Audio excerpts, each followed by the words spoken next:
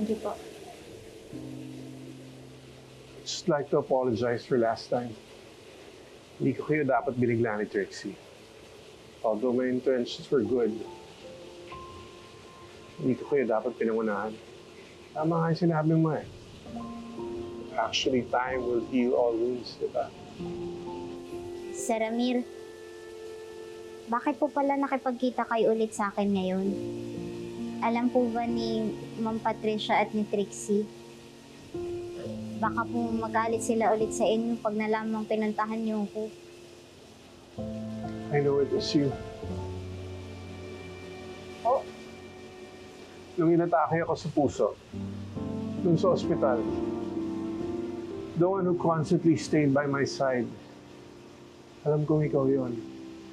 It was your comforting words that gave me the strength para lumaban. Kaya ako nandito ngayon dahil sa'yo. Maraming salamat, anak. Utang ko sa iyo buhay ko.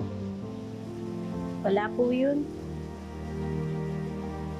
Ginawa ko lang po kung ano yung dapat. Kahit naman po maraming hindi magandang nangyari sa pagitan nating dalawa. Tatay ko pa rin po kayo. Hindi ko po kakayaning may mangyaring masama sa inyo. Di ba kalimutan na natin lahat ng pangit na nangyari noon? Kalimutan na natin lahat ng masakit na salita na sabi. Kalimutan na natin yun. If it's okay with you, so sana magsimula mo ulit.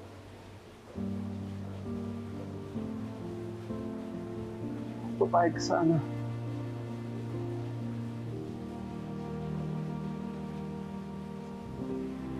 Sige po. Sir Ramir.